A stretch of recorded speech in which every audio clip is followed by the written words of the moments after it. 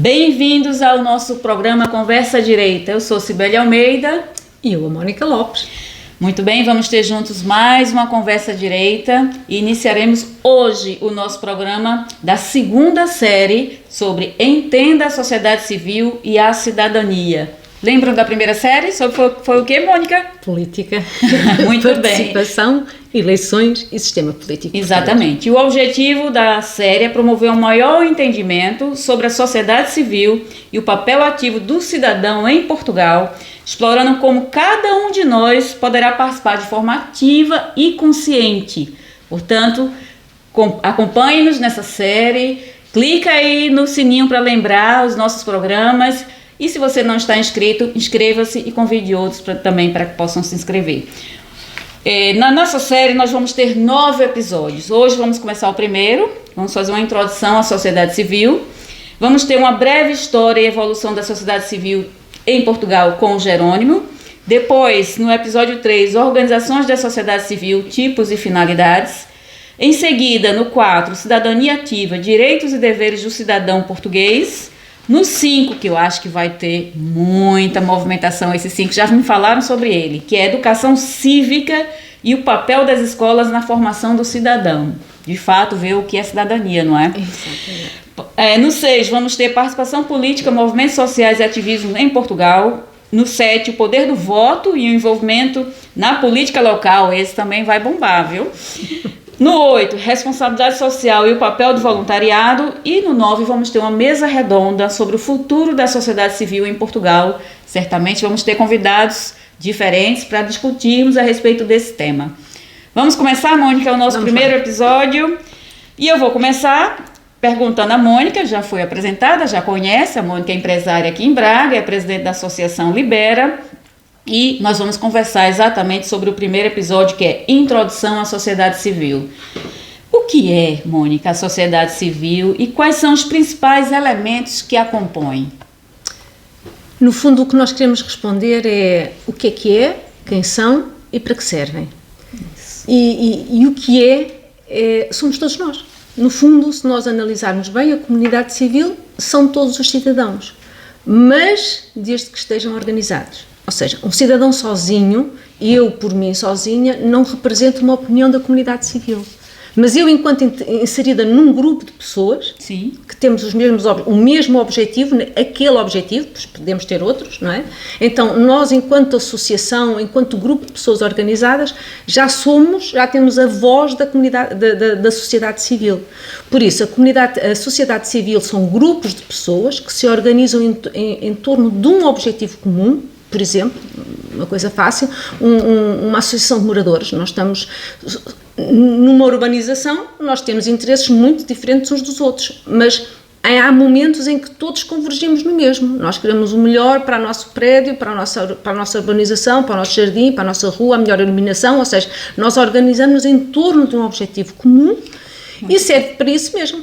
Muito bem, era exatamente sobre isso que eu ia perguntar na próxima questão, que é qual é a importância da sociedade civil para a democracia e para o funcionamento de uma sociedade saudável, não é? Falou agora na questão dos moradores, então, de fato, qual é a importância e qual é o que é preciso para que funcione bem, né, uma sociedade saudável? Uma sociedade saudável, para começar, é preciso que ela exista. Sim. Né? Ou seja, nós não podemos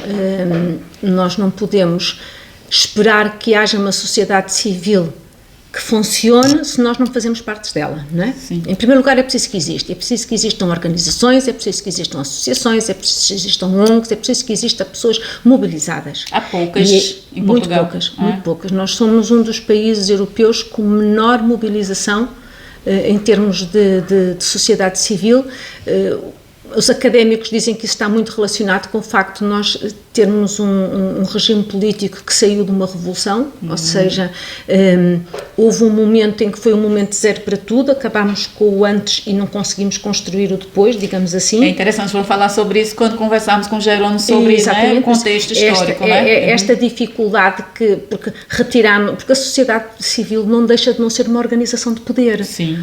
Porque poder no bom sentido, ou seja, nós sermos capazes de reivindicar os nossos direitos, termos consciência dos nossos deveres, sermos capazes de influenciar as políticas públicas, não é? E essa organização de poder, de um dia para o outro, foi desmoronada, desapareceu. E não foi automaticamente substituída. E nós não estamos habituados a isso. E isso enfraquece a democracia. Por isso, uma sociedade civil tem que primeiro existir, depois o facto dela existir e dela ser ativa vai dar força à democracia, porque a sociedade civil funciona como um equilíbrio entre a vontade do cidadão e as vontades do Estado, entre os direitos do cidadão, não é?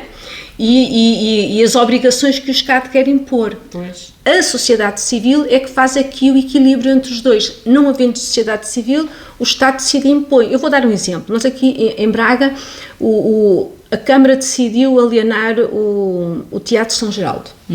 E a sociedade civil mobilizou-se porque não concordou. Eu lembro que houve também isso em relação à fábrica Confiança também, né? Que a sociedade civil se mobilizou para poder patrimonializar. É o tal equilíbrio, é não deixar que o Estado faça o que quer, quando quer e como quer. Por isso, a ausência de sociedade civil abre espaço ao Estado e tira direitos ao cidadão. Depois, a sociedade civil é também importante no que diz respeito à divulgação dos nossos direitos, da divulgação e da consciência até dos direitos humanos, direitos básicos civis. É importante na coesão social, porque coloca todos os grupos de pessoas a falar uns com os outros. É importante que, no fundo, nós queremos tirar à sociedade aquela ideia de que os oprimidos, os opressores, nós estamos todos juntos. E não devemos subdividir a sociedade, nós devemos unir-nos em prol de objetivos comuns. Por isso eu posso estar na associação de moradores, eu posso estar na catequese da igreja, eu posso estar numa associação de caministas, porque eu gosto de passear o fim de semana. O importante é que se mobilize, não é? Exatamente, e nós devemos mobilizar o máximo possível. Então, além do mais, uma boa sociedade civil significa que temos cidadãos alertas, escrutinadores, exigentes e conscientes. Muito bem, era a minha questão. Como é que o cidadão comum, eu, você, qualquer um, meu pai, seu pai, sua mãe, etc., pode perceber e se relacionar com a sociedade civil no seu dia a dia? Como é que ela percebe, como é que mobiliza-se esse cidadão comum que muitas vezes está adormecido, né? Que a gente estava falando sobre isso. Eu acho que em Portugal o cidadão não tem absoluta consciência da importância que é mobilizar-se em torno de valores e de direitos e de desejos até, não é?